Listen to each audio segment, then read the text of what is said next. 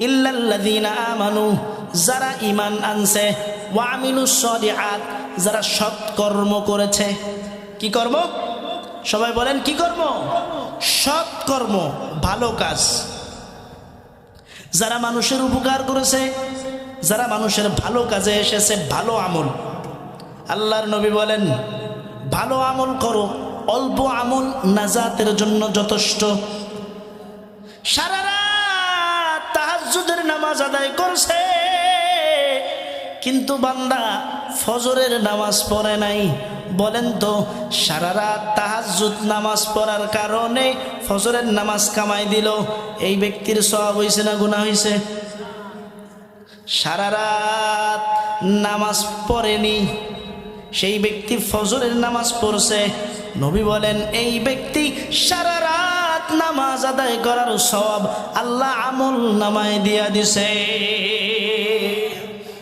অতএব অল্প আমল নাজাতের জন্য যথেষ্ট। অল্প আমল করেন, বেশি আমলের দরকার নাই। ওয়ামিলুস সলিহাত, সৎকর্ম, ভালো কাজ করেন। ভালো কাজ করলে দুনিয়াও শান্তি পাওয়া যায়, আখিরাতেও মুক্তি পাওয়া যায় কি যায় না? সবাই বলেন যায় কি যায় না? আমি আপনাদেরকে একটা ঘটনা শোনাই। বুখারীর বর্ণনায় এসেছে, তিনজন যুবক বন্ধু মিলে ঘুরতে যাওয়ার সিদ্ধান্ত নিছে। আমাদের সমাজের মধ্যে আছে না এমন যুবক বন্ধুরা মিলে ঘুরতে যাবে, কেউ কুয়াকাটা যাবে, কেউ কক্সবাজার যাবে, আরেকটু যদি বেশি টাকা থাকে কাশ্মীর যায়, আরেকটু যদি বেশি টাকা থাকে তাহলে যায় সিঙ্গাপুর। যায় কি যায় না? তিন বন্ধু মিলে সিদ্ধান্ত করেছে তারা ঘুরতে যাবে। সরাসরি বুখারীর বর্ণনায় তারা ঘোরার জন্য সওয়ার নিয়ে উদ্দেশ্য করে রওনা হলেন। রওনা হয়ে যাইতে যাইতে যাইতে যাইতে প্রতিমধ্যে একটা মরুভূমির মধ্যে তারা পড়ছে। কোথায়? সবাই বলেন। মরুভূমির মধ্যে পড়ছে। সাগরের পাশ ঘেঁষে মরুভূমি যায়। ওই যুবকগুলো যাইতে যাইতে যাইতে যাইতে হঠাৎ করে দেখতেছে আকাশটা মেঘাচ্ছন্ন হয়ে গেছে, কালো মেঘে ছেয়ে গেছে। সাগরের দিক থেকে অন্ধকার নেমে আসতেছে এবং বড্ড বেশি বাতাস হচ্ছে, ঝড়ো হাওয়া বইতে আরম্ভ করলো। যুবকগুলো চিন্তা করেছে, আর এসেছিলাম মনোরঞ্জন করার জন্য, ঘোরার জন্য এসেছি, আজকে বুঝি আমাদেরকে মৃত্যুর কোলে ঢলে পড়তে হবে। দেখো ভাই, কোথাও বাঁচা যায় কিনা। সওয়ারগুলাকে নিজেদের মন মতো ছেড়ে দিয়া ওই যুবকগুলো দেখে দূরে একটা পাহাড় দেখা যায়। ওই পাহাড়ের মধ্যে গেল, যাওয়ার পর দেখে একটা গুহা, ছোট্ট একটা গুহা। গুহার মধ্যে সবাই ঢুকে পড়ছে। ঢোকার পর চিন্তা করছে, হায় হায়, যাক এই যাত্রায় বেঁচে গেলাম, কিন্তু মালিকের কি কারিশমা! বাতাসের চাপে, বৃষ্টির পানিতে বড় একটা পাথর এসে গুহার মুখটা বন্ধ করে দিছে। এবার বলেন তো, আসছিল বাঁচার জন্য, এখন তো আগে তো নয় ছুটাছুটি করে কোথাও কোথাও যাইতে পারতো, এখন তো গুহার মধ্যে বইরা আর কই যাবে, সবগুলো তো ওখানেই মরে থাকবে। তাদের মধ্যে একজন বন্ধু ছিল বুদ্ধিমান। এই বন্ধু ডাক দিয়া কয়, দুনিয়ার কোনো মানুষ আমাদেরকে দেখে নাই, কোনো মানুষ আমাদেরকে বাঁচানোর জন্য আসবে না, কিন্তু আমাদেরকে একজনই আছে বাঁচানেওয়ালা। তিনি কে? চিৎকার মেরে বলেন কে? কেউ যেটা পারে না সেটা পারেন কে? দুনিয়ার মানুষ যেখানে ব্যর্থ হয়ে যায় সেখানে আমার আল্লাহর রহমত শুরু হয়। বন্ধু বলতেছে, আল্লাহর কাছে দোয়া করো, আল্লাহ মাফ করলে করতেও পারে। এখন বলে যায়, কি বলে দোয়া করা যায়? বলে, জীবনে কোন ভালো কাজ করছো সেই ভালো কাজের ওসিলাতে দোয়া করো। ওয়ামিলুস সলিহাত, সৎকর্ম করা।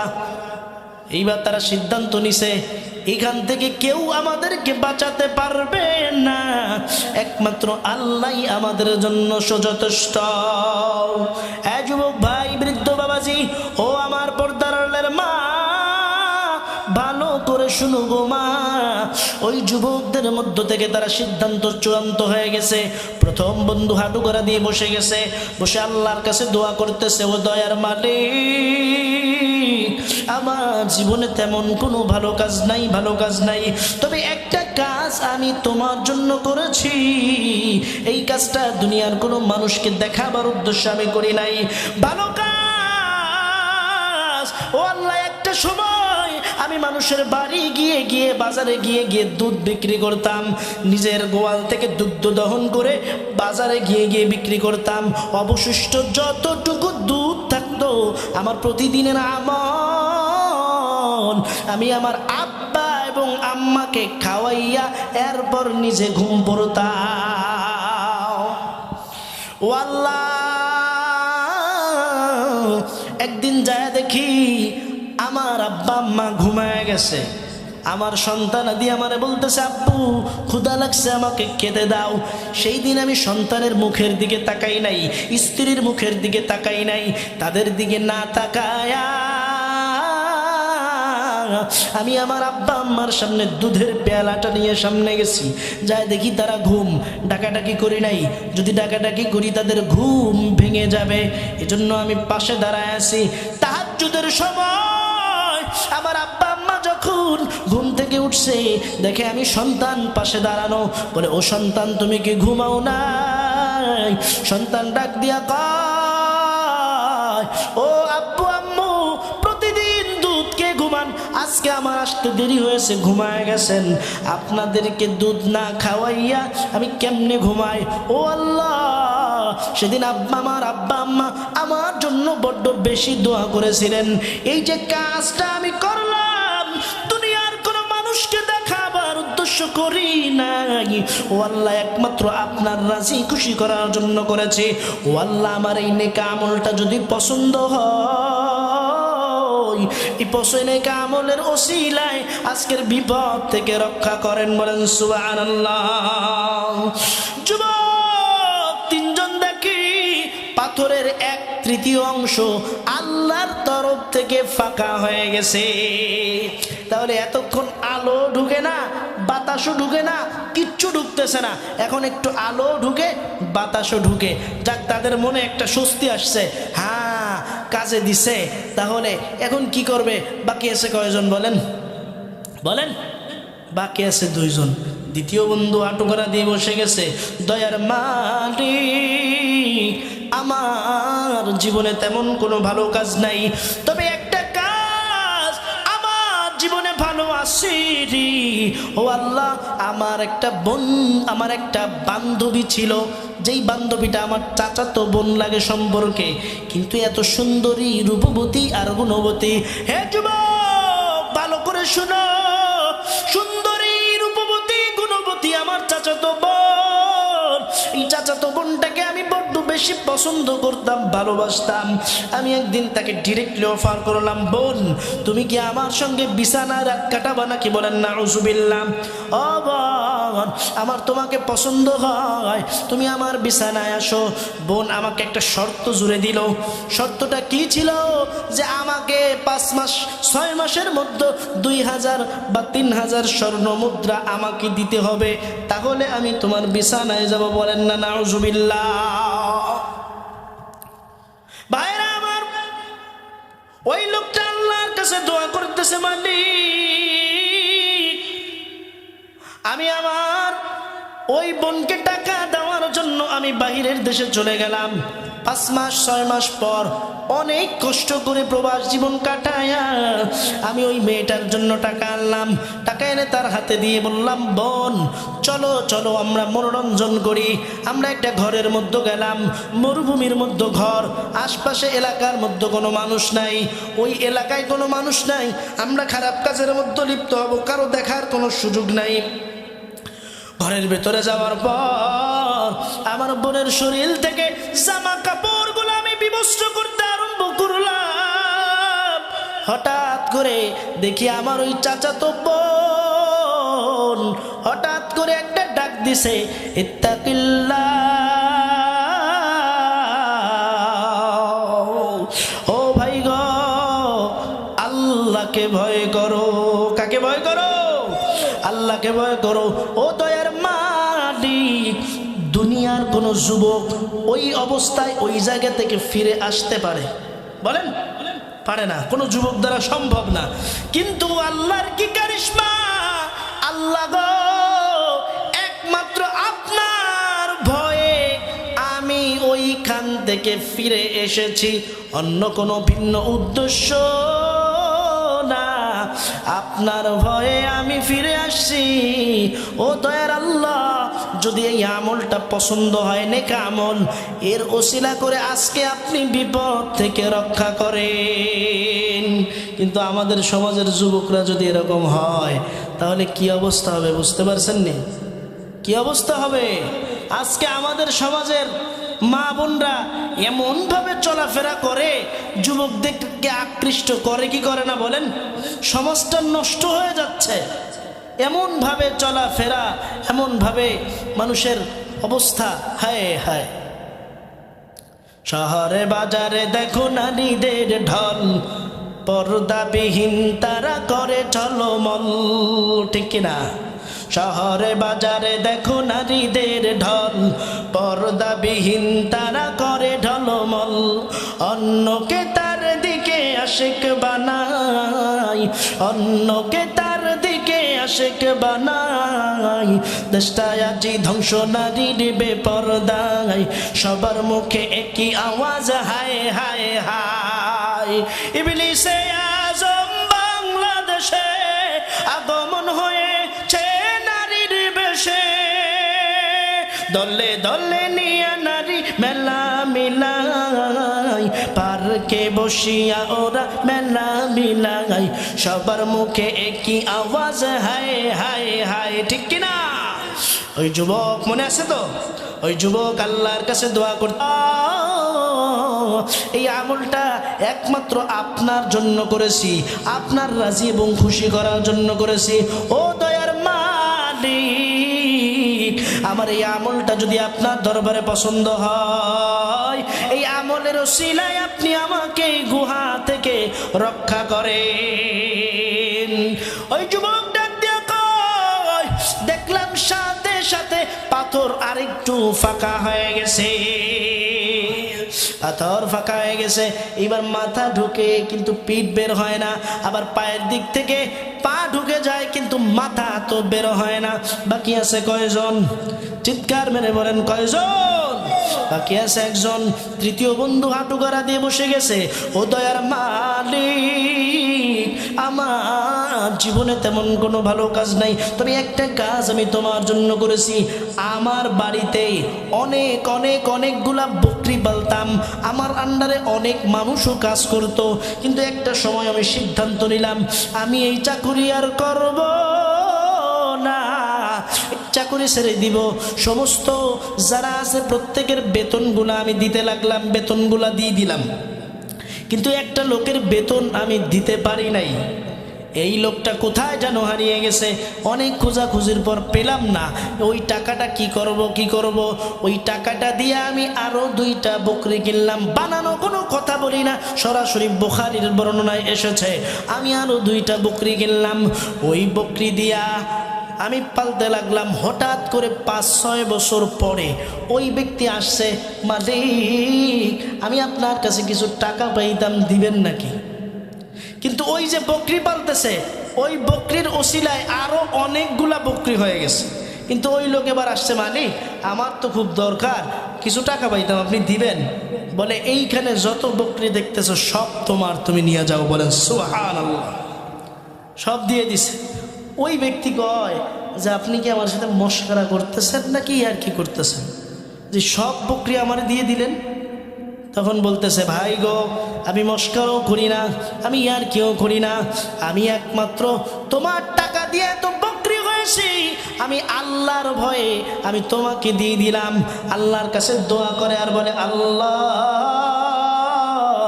দুনিয়ার কোনো মানুষকে দেখানোর জন্য আমি আমলটা করি নাই, আপনাকে দেখাবার উদ্দেশ্যে, আপনার রাজি এবং খুশি করার উদ্দেশ্যে। ও দয়ার আল্লাহ, একমাত্র এই আমলটা আপনার খুশির জন্য করেছি। এই আমলটা যদি আপনার খুশির জন্য হয়ে থাকে, আপনি যদি কবুল করে থাকেন, মেহেরবানি করিয়া আজকের এই বিপদ থেকে আমাদেরকে রক্ষা করেন। যুবক ডাক দিয়া কয়, এই দোয়া করার সাথে সাথে সাথে সাথে পাথরের মুখ থেকে, গুহার মুখ থেকে পাথরটা সইরা চইলা গেছে। তিনজন যুবক নেক আমলের বিনিময় আল্লাহর কাছ থেকে তওবা করে মাফ পেয়ে গেছে। হ্যাঁ যুবক ভাই, আমার বৃদ্ধ বাবাজি, যদি নেক আমলের ওসিলা করে দুনিয়ায়ও মুক্তি পাওয়া যায়, আখিরাতেও মুক্তি পাওয়া সম্ভব কি সম্ভব না? এজন্য আমি আপনাদেরকে বলি, দুনিয়ার মায়া ত্যাগ করে দেন। ইল্লাল্লাযীনা আমানু ওয়া আমিলুস সালিহাত, সৎকর্ম করো, ওয়া তাওয়াসাউ বিল হাক্কি ওয়া তাওয়াসাউ বিস সবর, সৎকর্ম করে মানুষদেরকে সত্যের উপদেশ দেয়। সত্যের উপদেশ দাও। অর্থাৎ সত্যটা কি? সত্যের উপদেশ মানুষদের মাঝে, সত্যের বাণী পৌঁছায় দাও। আল্লাহর নবী বলেন যে আমার একটি বাণী হলো তোমরা উম্মতের মাঝে ছড়িয়ে দাও। অতএব উম্মতকে সত্য কথা বলতে হবে, ঠিক কিনা? উম্মতের মাঝে মিথ্যার বুলি ছড়ানো যাবে না। এই সত্য, ইনসাফ, ন্যায় ইনসাফ সামনে আসতেছে, সামনে আসতেছে। আপনার আমানত। আপনি ফুলবাড়ি গেট বাজারে গেছেন, বাজারে যাওয়ার পর সর্বনিম্ন একটা মুরগির দাম 500 টাকা, যদি তার থেকে একটু বেশি যান একটা খাসির দাম 10,000 15,000 টাকা, যদি তার থেকে আরেকটু উপরে যান একটা গরুর দাম 1 লক্ষ থেকে 1.5 লক্ষ টাকা একটা পশুর দাম। হ্যাঁ দুনিয়ার মানুষ, তুমি কি এতই পচে গেছো, এতই পচে গেছো? আল্লাহ তোমাকে এত সুন্দর করে বানাইছেন, আল্লাহ তোমাকে এত আদর যত্ন কইরা বানাইছেন। আল্লাহ রাব্বুল আলামিন আসমান বানাইলেন, জমিন বানাইলেন, আল্লাহ রাব্বুল আলামিন সব কিছু বানাইছেন অল্প দিনে। কিন্তু মানুষ তোমাকে মায়ের গর্ভের মধ্যে আমার আল্লাহ 10 মাস 10 দিন বৈশা বানাইছে। এ মানুষ, তুমি কি এত পচে গেছো? তুমি কালো হও, ধলা হও, সুন্দর হও, লম্বা হও, খাটো হও, তুমি কিন্তু আমার আল্লাহর কাছে সমান। সমান কি সমান না? হে মানুষ, তুমি কি এত পচে গেছো? ভোটের আগের দিন রাত্রে তোমার আমানত বিক্রি হয় মাত্র 500 টাকায়। কথা বলেন ঠিক কিনা? অতএব আল্লাহর বান্দা, আল্লাহর বান্দা, তোমাকে আল্লাহ আদর যত্ন কইরা বানাইছে। তুমি আল্লাহর আশেকান হও, আল্লাহর রব্বে কারিমের তুমি কাছাকাছি যাওয়ার চেষ্টা করো, সত্য কথা বলো। ওয়া আমিলুস সালিহাত, সত্যের পথে চলো। ওয়া তাওয়াসাউ বিল হাক্কি ওয়া তাওয়াসাউ বিস সবর, নিজেকে ধৈর্যশীলের পরিচয় দাও। কি শীলের পরিচয়? সবাই বলেন, ধৈর্যশীলের পরিচয় দাও। ধৈর্যের সর্বোচ্চ মাত্রা নিজেকে বিলিয়ে দাও। পারবো তো ইনশাআল্লাহ? কেউ উঠাউঠি করেন না, এখনই মোনাজাত হবে, বসেন। ভাইরা আমার, আপনাদের কি খারাপ লাগতেছে? ছেড়ে দিব? অনেক রাত হয়ে গেছে, আপনাদেরও কষ্ট হচ্ছে। আরেকটা মাহফিলে গেছিলাম আপনাদের এখানে আসার আগে, সেইখানে স্টেজে বসার পর হুজুর কোরআনের কথা চলতেছে, এর মধ্যে একজন কোনো একটা দলের নেতা আসছে, এসে আমার বয়ান থামায়া দিয়া মাইক ধরে বক্তব্য দিছে। ওয়াল্লাহি, আল্লাহর কসম, আমার এই বয়ানটাও মিডিয়ায় যাচ্ছে। আমি ওখানে কথা বলি নাই একমাত্র আমার উস্তাদের সম্মানের কারণে। কারণ যেখানে কোরআনের বয়ান হইতেছে সেখানে তুমি কে যে কোরআনের ময়দানে এসে তোমার দুনিয়াবি কথা বলবা? কে তুমি? তিনি কথা বললেন, কথা বলার পর তিনি চলেও গেলেন। আচ্ছা বলেন, বয়ানের মাঝখানে যদি কোনো কিছুতে বাধা হয়, দেখেন আমি যে শাহ মুয়াজ্জম কথা বলতেছি, আমার ইলম আমল কিচ্ছু নাই, এই চেয়ারে বসার মতো যোগ্যতাও আমার নাই। এরকম আমাদের উস্তাদ মুরব্বীদের দোয়ার বরকতে আমি এখানে বসছি। এই কথা যে বলতেছি, এই কথা মালিকের তরফ থেকে আসমান হতে আমার সিনার মধ্যে আল্লাহর রহমত দিচ্ছেন, তাই আপনাদের সামনে কথা বলতেছি।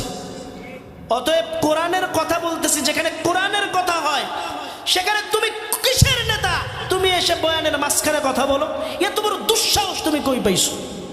তারপরেও কথা বলছে। আমার উস্তাদের সম্মানের কারণে আমি ওখানে একটা কথা বলি নাই, কারণ যেইখানে মাহফিল করছি ওইখানে হিন্দু এলাকা, একদম মন্দির, এই যে পাশেই হচ্ছে এই মাহফিলটা হচ্ছে, হুজুর আমাকে অনুরোধ করে বলছে যে এখানে এমন কোনো বিশৃঙ্খলা যেন না হয়, মাহফিলটা নষ্ট হয়ে যাবে। আল্লাহর কসম, আমি আমার কথায় মানুষকে হেদায়েতের দিকে ডাকি, ভাই নামাজের দিকে আসেন। আমি কোথাও রাজনীতি, আমি বয়ান পারি না, বয়ান করতেই পারি না, আমি রাজনীতি করব কি? আমি কোথাও রাজনীতির কথা বলি না, কবরের কথা বলি। মানুষের অন্তরে যেন ভয় আসে, নামাজি হয়। আজ অন্তরে যদি ভয় আসে তাহলে তো এই ব্যক্তি এমনি ভালো হয়ে যাবে। তারপরও অবশ্য আমার বয়ানও বাধা দিল। যাই হোক, আল্লাহ রাব্বুল আলামিন হেদায়েত দান করেন, বলেন আমিন। যদি কপালে হেদায়েত না থাকে, আল্লাহর উপরে হাওলা করে দিলাম, আল্লাহ ব্যবস্থা করবেন। ঠিক আছে তো ইনশাআল্লাহ। সম্মানিত ভাইয়েরা, আপনাদের কষ্ট হচ্ছে? আর 2-4-5 মিনিট চলবে, আপনারা কেউ উঠাউঠি করবেন? এই যে মাহফিলটা যুব সমাজ এবং মসজিদের উদ্যোগে যে দিছেন, অনেক কষ্ট হয়েছে না ভাই? আপনারা যদি উঠাউঠি করেন, মুরব্বীদের জন্য আমরা দোয়া করব ইনশাআল্লাহ। করব তো? এই দুনিয়ায় আপনি কি গুছাইছেন? 60-70 বছরের জিন্দেগি, এই জিন্দেগি তো আপনি তো কিছুই নিতে পারেন নাই। কি গুছাচ্ছেন বলেন? কি নিয়ে আপনি আপনার রবের সামনে যাবেন বলেন? কি নিয়ে যাবেন? কিছু আছে আমাদের আমল, 60 বছর 70 বছর জিন্দেগি হয়ে গেছে, ভালো আমল করতে পারি নাই, ভালো আমল জোটে নাই। ভালো আমল, নেক আমল চায় আমার আল্লাহ। কি চায়? অল্প আমল হোক, কিন্তু আমলটা নেক আমল হোক। আপনি অল্প ইবাদত করেন কিন্তু নেক আমল করেন, এই নেক আমল আপনার কবর পর্যন্ত পৌঁছাবে। সারা রাত তাহাজ্জুদের নামাজ পড়িয়া ফজরের নামাজ যে পড়ে না, এ যেমন ছাগল। সারা জীবন নেক আমল কইরা, সারা জীবন বিভিন্ন সগীরা কবিরা সব গুনার মধ্যে করছো, আবার নেক আমলও করছো, এও তেমন ছাগল। কারণ আল্লাহ বলেন অল্প আমল করো, এই অল্প আমল তোমার জন্য নবী বলেন নাজাতের যথেষ্ট হইবে। এ বন্ধু, অল্প আমল আমাদের জন্য যথেষ্ট হবে। অনেক গভীর রাত পর্যন্ত মাহফিল করলে আপনাদের বাড়ি যাইতে সমস্যা হবে, ফজরের নামাজও সমস্যা হবে। এজন্য আমি আপনাদেরকে বলি, অন্তরের মধ্যে কবরের ভয় আনেন। কবর, ওই কবর আপনার আমার জন্য আপন জায়গা নয়, ওই কবর আপনার আমার জন্য ভালো জায়গা নয়। কবর অনেক কঠিন, ওই কবর অনেক কঠিন ঘর। ওই কবরের নেক আমল ছাড়া যাইয়েন না, ভালো আমল ছাড়া যাইয়েন না। ওই কবর কিন্তু নেক আমল ছাড়া, আপনি কে? আপনি টাকাওয়ালা, সম্পদওয়ালা, ক্ষমতাওয়ালা নাকি আপনি কে? কবর কিন্তু চিনবে না। চিনবে? এ যুবক, তোমার থেকে বড় টাকাওয়ালা ছিল কারুন, ছিল কি ছিল না? তোমার থেকে বড় সম্পদওয়ালা, ক্ষমতাওয়ালা, টাকাওয়ালা ছিল ফেরাউন। আমার আল্লাহ নীল নদের মধ্যে চুবাইয়া চুবাইয়া দুনিয়া থেকে বিদায় করছে কি করছে না? তুমি কত বড় কত বড় কত বড় ক্ষমতাবান হইছো, তুমি আল্লাহর ইবাদত বন্দেগী ভুলে গেছো। বলেন তো, আপনাদের কাছে আমার প্রশ্ন, কবর কি কারো আপন? বলেন, কারো আপন?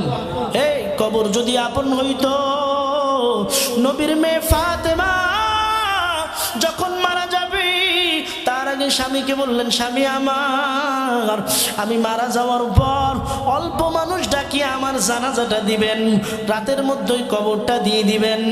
হযরত আলী রাদিয়াল্লাহু তাআলা আনহু ফাতেমা যখন মারা গেলেন, আবু যর গিফারিকে ডাক দিয়া কয়, আবু যর যাও না, ফাতেমার জন্য একটা কবর ঘুরো। ফাতেমার জন্য কবর ঘুরতে গেলেন। কবর ঘুরার পর ঘুরতেছে আর মাটিকে প্রশ্ন করতেছে, ও মাটি, তুমি কি জানো তোমার মধ্যে আজকে কাকে রাখতে যাইতেছি? মাটির কোনো জবাব নাই। মাটিকে আবার বললেন, তোমার মধ্যে আজকে যাকে রাখতে যাইতেছি তিনি হলেন জান্নাতের নারীদের সর্দারিনী নবীর মেয়ে ফাতেমাকে তোমার মধ্যে রাখতেছি। খবরদার খবরদার, কবর বেয়াদবি করবা না। কবরের মধ্যে থেকে কোনো জবাব নাই। আবার প্রশ্ন করতেছে, কবর তোমার মধ্যে আজকে কাকে রাখতেছি জানো?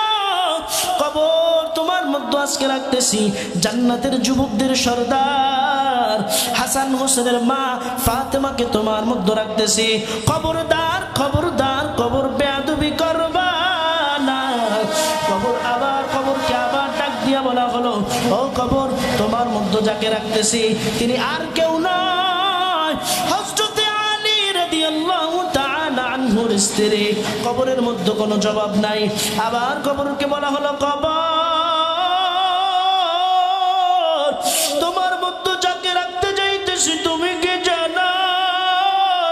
তোমার মধ্যে রাখতে যাইতেছি আখির জামানার পয়গম্বর মুহাম্মদুর রাসূলুল্লাহর মেয়ে ফাতেমাকে তোমার মধ্যে রাখতেছি।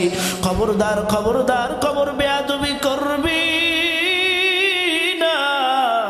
কবরটা, কবরের জবান আল্লাহর তরফ থেকে খুলে গেছে। কবর ডাক দিয়া কয়, আবু যর,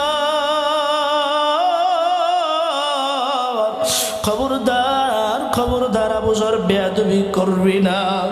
খবরদার, কে নবীর মেয়ে ফাতেমা আমি চিনি না, কে আলীর স্ত্রী ফাতেমা আমি চিনি না, কে হাসান হোসেনের মা আমি চিনি না।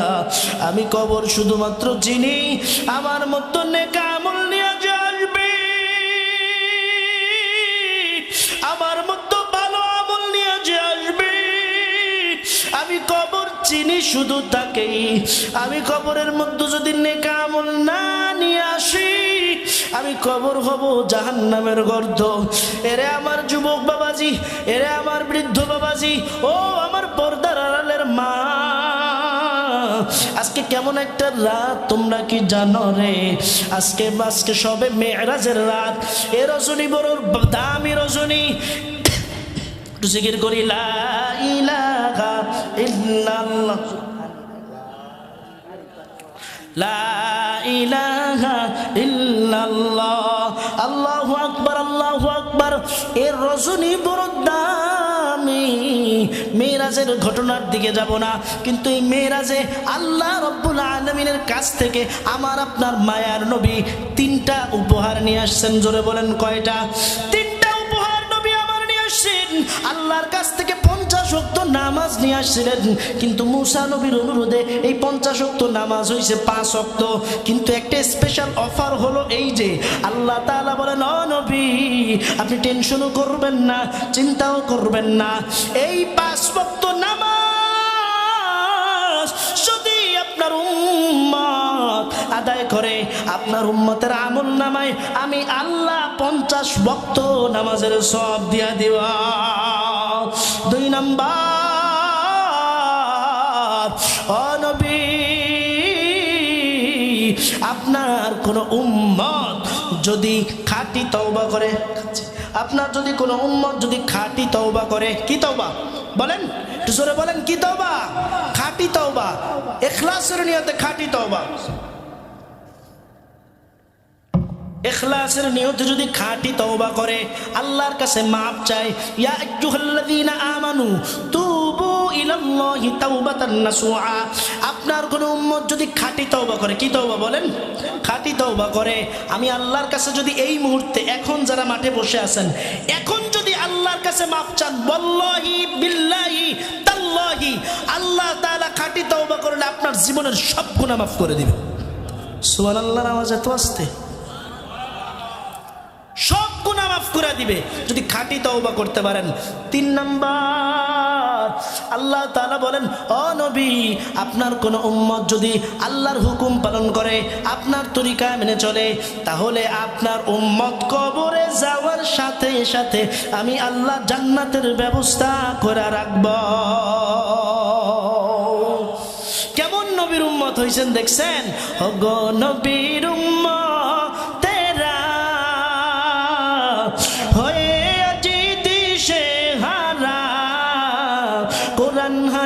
সেরে চলো যখন জাগা চায় মনে, নবী বিনে কে তরাবে ফুলসিরাত মিজানে, নবী বিনে কে তরাবে ফুলসিরাত মিজানে, ঠিক কিনা? এমন নবীর উম্মত হইছেন, এই নবীর শাফায়াত চান তো? চিৎকার মনে বলেন, চান তো? হে যুবক, এই নবীর শাফায়াত চান তো? আমার যুবক ভাই, বৃদ্ধ বাবাজি, আল্লাহর নবী বলেন, আমার কোন উম্মত যদি 5 ওয়াক্ত নামাজ জামাতের সাথে আদায় করে, আমি নবীর শাফায়াত তার জন্য ওয়াজিব হয়ে যাবে। এই যুবক আমার, বৃদ্ধ বাবাজি, যেই কথা বলতেছিলাম, ওই কবর আপনার আমার জন্য আপন না।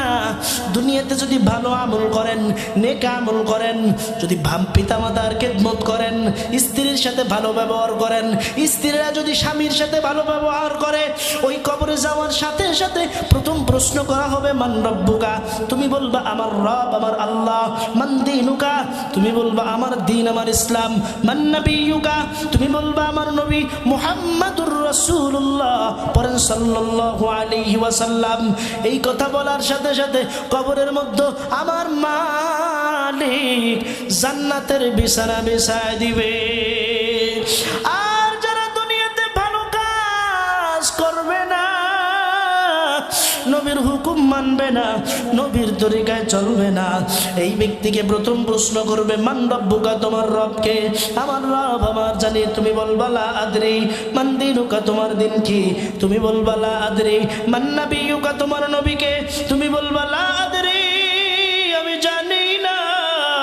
নবী বলেন এই কথা বলার সঙ্গে সঙ্গে কবরের দুই পাশের মাটি এমন জোরে চাপ মারবে, ওরে ওই চাপের সঙ্গে পাঁজরের হাড্ডিগুলা একটা হাড্ডি আর একটার মধ্যে ঢুকে যাবে। কবরের মধ্যে একটা আর দুইটা নয়, 99টা সাপ ওই কবরের মধ্যে আঘাত করবে। নবী বলেন একটা সাপ যদি দুনিয়ার জমিনের মধ্যে আঘাত করত, এই দুনিয়ার কোনোদিন কোনো ঘাস জন্মাইতো না।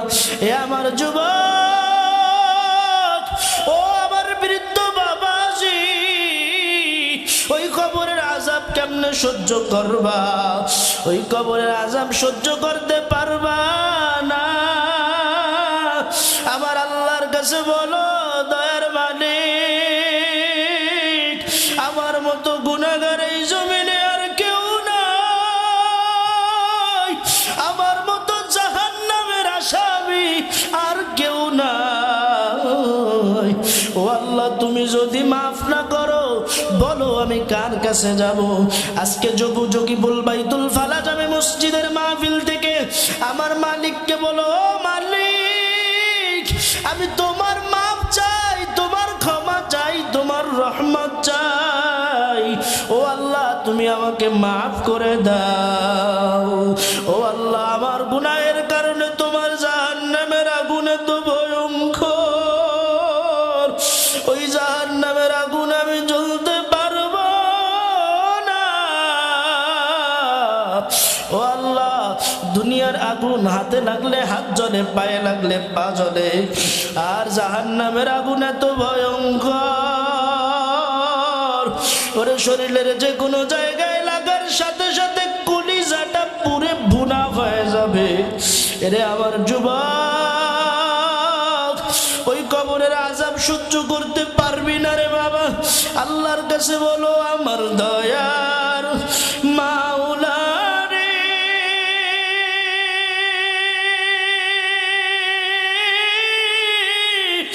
আমার মায়ার মাবুদ রে, কোথায় গেলে পাইব তোমার ঠিকানা?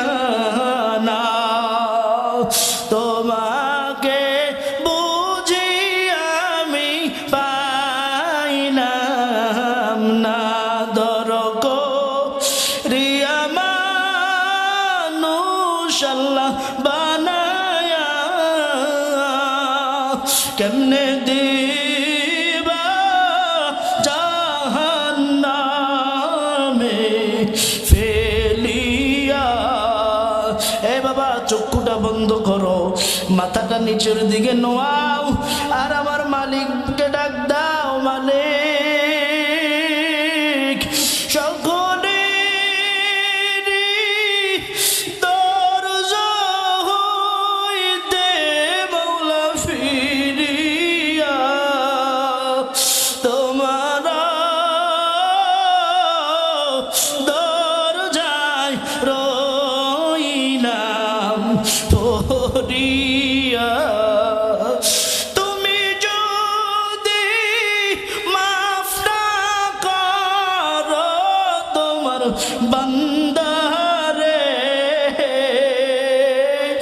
তুমি যদি মাফ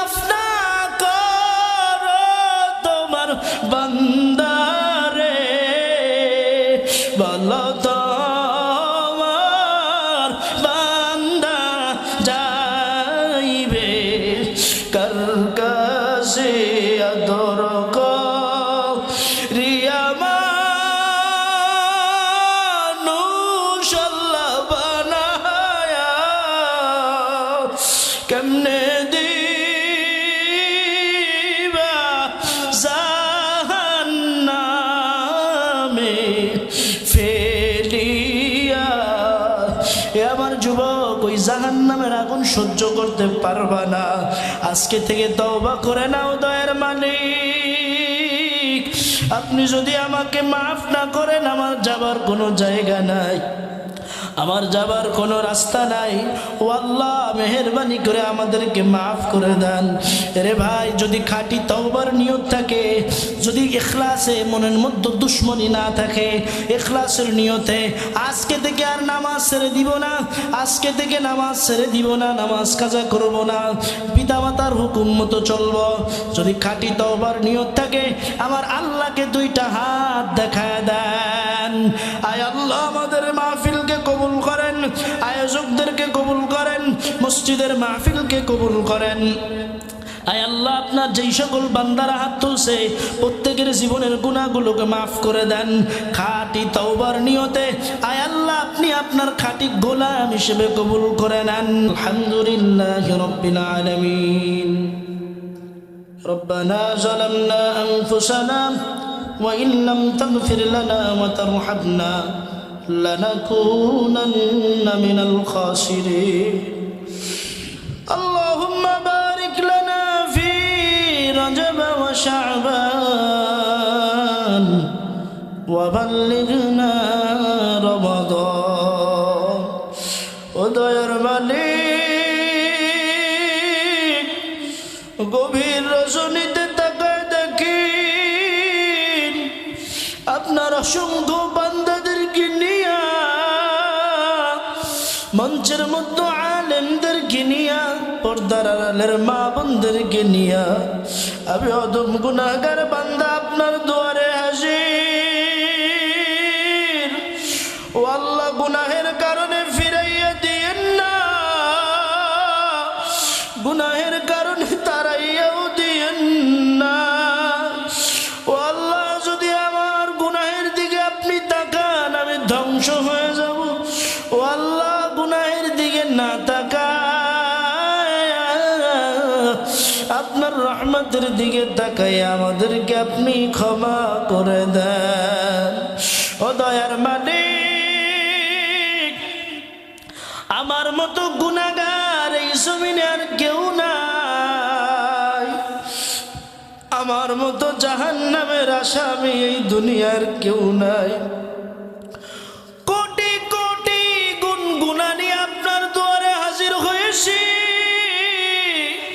ও আল্লাহ, আপনি যদি মাফ না করেন, বলেন কার কাছে যাব, কে মাফ করবে? ও আল্লাহ, আপনি ছাড়া আমাদের কোনো যাওয়ার রাস্তা নাই, জায়গা নেই। ও দয়ার মালিক, মেহেরবানি করে তারাইয়া দিয়েন না, ফিরাইয়াও দিয়েন না। ও আল্লাহ, কোনো ভিক্ষুক যদি মনিবের দরবারে গিয়ে এইভাবে হাত দুইখানা পেতে দেয়, কোনো মানুষ তাকে ফিরায় না, আমরা আপনার দয়ার ভিখারি, আপনার মায়ার ভিখারি। ও দয়ার আল্লাহ, মেহেরবানি করে আমাদেরকে তারাইয়া দিয়েন না রে আল্লাহ, আমাদেরকে ফিরাইয়া দিয়েন না। ও আল্লাহ, আপনি যদি ফিরাই দেন, আল্লাহ কার কাছে যাব বলেন? আল্লাহ, কে আমাদেরকে মাফ করবে? আপনি তো আমাদের রব আল্লাহ। ও আল্লাহ, মেহেরবানি করে আমাদেরকে মাফ করে দেন। ও দয়ার মালিক, কত মানুষ হাত তুলছে, কার জানি জনম দুঃখী মা নাই, যেই মা ছোটবেলায় 10 মাস 10 দিন পেটের মধ্যে রাখছি, কখনো কখনো মায়ের পেটের মধ্যে লাথি গুতা মেরেছি, মা ব্যথার চোটে এক পাশ আর এক পাশ করেছে। কত বাবার কার জানি দুনিয়াতে বাবা নাই, বাবার ঘরে উঠে কত মাহফিলের ময়দানে গেছি, কত হাটে গেছি, বাজারে গেছি, মসজিদে গেছি, কার জানি জনম দুঃখী বাবাও নাই, বাবা হারা এতিম সন্তানেরা হাত তুলছে। ও দয়ার মালিক, মেহেরবানি করে বাবা আমার কবরখানা জান্নাতের বাগান বানান। ও আল্লাহ, ও আল্লাহ, করছি আল্লাহ বাবা মার কবরখানা জান্নাতের বাগান বানান। আয় আল্লাহ আজকের এই মাহফিলে যারা বসে আছে, আয় আল্লাহ এই মাহফিলের চেয়ারে বসার মতো যোগ্যতা ইলম আমল আমার কিছুই নাই, তবু আপনার এই বান্দারা চাতক পাখির মতো বসে এত সময় আলোচনা শুনলো। আয় আল্লাহ আমি আলোচনা করছি, তারা শুনছে, আল্লাহ আপনি কবুল করে নেন, তাদের সাথে আমাকেও কবুল করে নেন। আয় আল্লাহ জগিফুল বাইতুল ফালা জামে মসজিদের মাহফিলকে কবুল করে নেন। আয় আল্লাহ সভাপতি সাহেবকে কবুল করে নেন। ইমাম সাহেবের অক্লান্ত পরিশ্রম, আলেম মানুষ এত পরিশ্রম করেছে, আল্লাহ তার পরিশ্রমকে কবুল করে নেন। আয় আল্লাহ যে সকল বক্তা ভাইরা কথা বলছে, মাইক প্যান্ডেল যারা করেছে, আয় আল্লাহ সবাইকে আপনি কবুল করে নেন। স্লিপের মধ্যে যাদের নাম পড়ছি, যাদের জন্য দোয়া চাওয়া হয়েছে, আয় আল্লাহ মেহেরবানি করে তাদেরকে আপনি মাফ করে দেন। আয় আল্লাহ এলাকার মধ্যে মাহফিল, মসজিদের ডানে বামে সামনে পিছে কত কবরস্থান, ও আল্লাহ তারা তো একদিন আমাদের মতো মানুষ ছিল, আমাদের মতো হেঁটে বেড়াইতো, চলে বেড়াইতো, খাওয়া দাওয়া করতো, সব কিছু ঠিকঠাক ছিল। ও আল্লাহ আজকে তারা কবর পথের যাত্রী, জানি না ওই কবরের মধ্যে কোন হালতে আসে। ও আল্লাহ মেহেরবানি করে তাদের কবরখানা জান্নাতের বাগান বানায় দেন। আয় আল্লাহ কিয়ামত পর্যন্ত কবরের আযাবকে মাফ করে দেন। মহল্লার মধ্যে এলাকার মধ্যে যারা ইন্তেকাল করেছে তাদেরকে মাফ করে দেন। যারা অসুস্থ আছে মেহেরবানি করে সুস্থ করে দেন। আয় আল্লাহ শিফা আমিলা আজলা কামিলা দান করে দেন। আয় আল্লাহ আজকের মাহফিলকে ভরপুর কামিয়াবি দান করেন। যারা অর্থ দিয়ে, মেধা দিয়ে, বুদ্ধি দিয়ে অক্লান্ত পরিশ্রম যারা করেছে তাদেরকেও আপনি কবুল করে নেন। আয় আল্লাহ মসজিদে মুসল্লি দ্বারা ভরপুর করে দেন। আমাদের প্রত্যেকের মনের নেক আশাকে আপনি পূর্ণ করে দেন। ও দয়ার মালিক, সর্বশেষ আপনার কাছে বলি আল্লাহ, আজরাইল একদিন আমাদের সবার সামনে আসবে। আয় আল্লাহ আজরাইল যখন আসবে,